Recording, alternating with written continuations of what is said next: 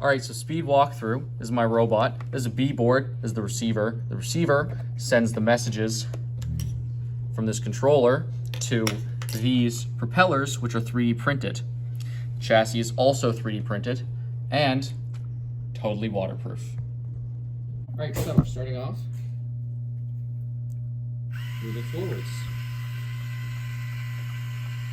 So on she goes. She's drifting a little too far that way, so let's stop her there. And then, boom, forward she goes. So she's totally waterproof and beautiful. She doesn't have a super high top speed, but she can carry loads of cargo. Perfect.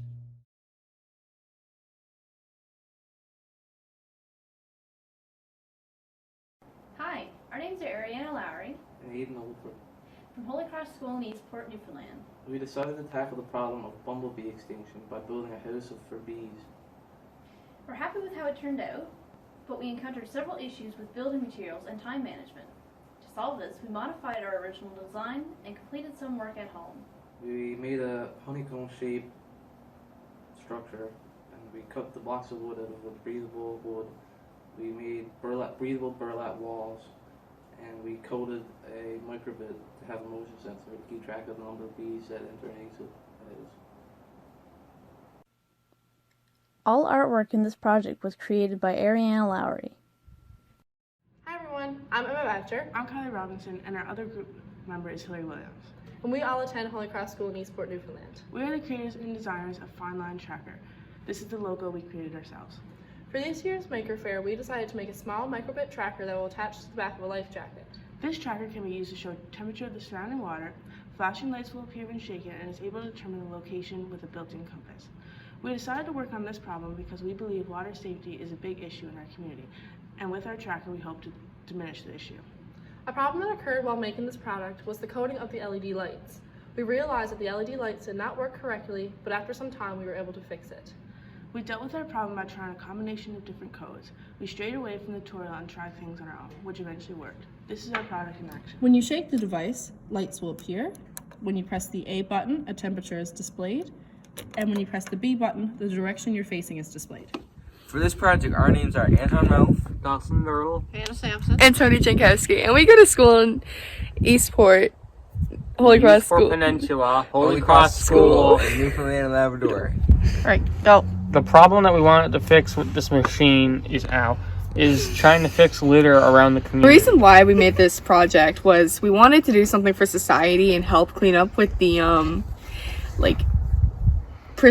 we have global warming. We wanted to help out with that and pick up all the trash that's around for the communities and all that, as, last year we had some, serious problems last year. So we made this project. First off, it was hard getting the wheels on. We had to find spare wheels, so we took apart a car that we built a couple years ago. The second thing we had to do was for the ramp. The ramp for the car was kind of hard to build. We had to screw it in, and the way it's screwed in was kind of wonky. But all in all, we kind of fixed our problems. The ramp is still a little bit wonky, but it's gonna. Hi everyone, I'm Hannah Babstock. And I'm Maya Burden. And we attend Holy Cross School, which is located on the Eastport Peninsula. Together we manufactured Mana Moisture, which is a soil moisture sensor, and we created our logos ourselves. And as we own plenty of plants, monitoring their moisture is a tedious task. With Mana Moisture, we can continually check our soil's liquid content. During our product's production, we were presented with problems in programming the lights. We sought assistance from supervisors, but ended up eliminating them. Without further ado, here's a demonstration of our device. So here we have a plant and the Mana Moisture sensor. So when inserted in soil, the digital display will show the soil saturation range, and the precise value can be presented by pressing the A button. And we can see that we are within a low range. Thanks everyone. Thank you. My name is Cassie Saunders, and I'm from Holy Cross School in Eastport, Newfoundland. My product is called the Smart Opening, where the logo can be seen here on my shirt, which was made with a Cricut and iron t-shirt press that is at my school. My product solves the issue of doors that come open during the night, leaving the homeowner unaware of this happening. I decided to do this because Newfoundland has such high winds a lot of the time, and a big fear of mine is my door coming open during the night and me not being aware. Throughout making this product, I had the issue of the buzzer sensor not working with the motion sensor. After doing some research, I was able to determine that I had the buzzer sensor on the wrong pin of the breakout board, and after fixing this, I was able to get my product to work perfectly.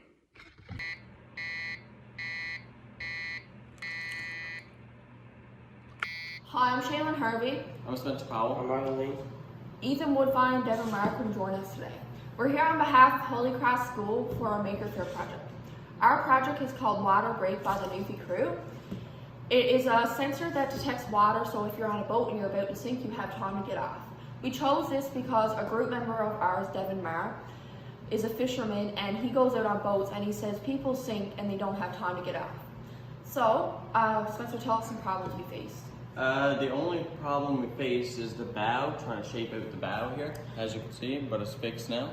And Riley, how did we overcome those problems? We got the measurements right and we had to redo the build 2 times. Okay, and our project in action is you put this in the water, and when it detects the water, and our thing up here tells how much moisture there is, and our light goes off. Thank you.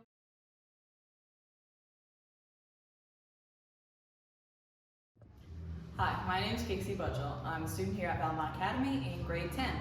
And for my Genius Hour project, I am using the school Glowforge to create cutting boards.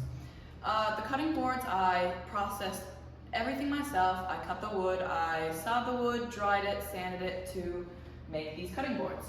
So this cutting board is made out of birch that me and my dad sawed last year up in the woods by my pop's shed. I ran the epoxy through it. It was my first experience with epoxy, which I thought was pretty cool, and I engraved King's Point with a little whale from the Glowforge. The other cutting board I have here is also a birch. You can see the red heart going through it. I designed the whale myself, and I cut it out with a bandsaw at my pop's garage, and I engraved it with King's Point with Glowforge. This one I'm hoping to sell at my business that I have. I sell many things, right from cutting boards to small ornaments.